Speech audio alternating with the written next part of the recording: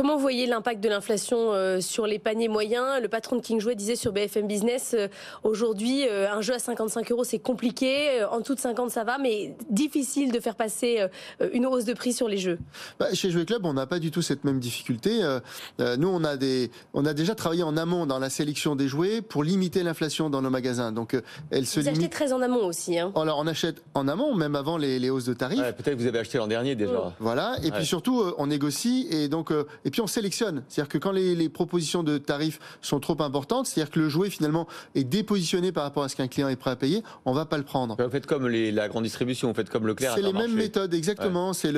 Attention, quand vous dites les mêmes méthodes, c'est tendancieux parce que les méthodes sont parfois un peu brutales. Hein. Non, mais alors quand je dis mêmes méthodes, c'est les mêmes principes parce que nous, on est une coopérative de commerçants indépendants, donc c'est chaque magasin qui achète. Mais les négociations se font en amont et en fait, on a un rôle de sélectionneur. Parce que ce qu'on propose dans nos magasins, c'est notre choix d'abord. Et donc, c'est avec ce choix qu'on a contenu l'inflation à plus 3,6%, ce qui fait 1,10 € pour un jouet de 30 €. Donc, c'est tout à fait raisonnable.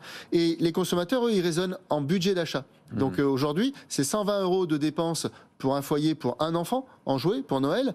Et donc, si la sélection que l'enfant fait sur le catalogue rentre dans ces 120 €, ça passe. Donc, les arbitrages vont se faire finalement par les parents selon certains produits. Et ce qu'on constate dans nos magasins aujourd'hui, eh bien, c'est une hausse de la dépense moyenne, c'est-à-dire du panier moyen, qui est de l'ordre de 2 à 3%.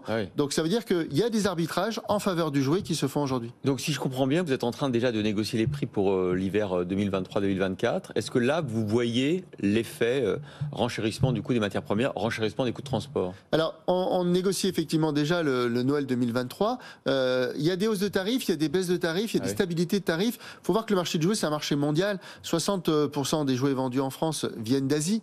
Les problématiques d'énergie en Asie sont pas du tout les mêmes qu'en Europe.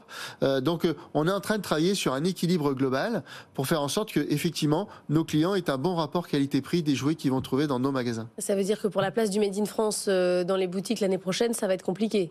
Alors, c'est pas que ça va être compliqué. En fait, il y a un génie aussi industriel. Ils sont en train de retravailler leur process. Ils font attention pour arriver finalement à maintenir un bon positionnement de leurs produits. Donc, on va voir comment les choses vont se passer. C'est vrai que pour la France, ça se fait un petit peu plus tardivement, puisqu'il y a des contraintes de production qui sont différentes.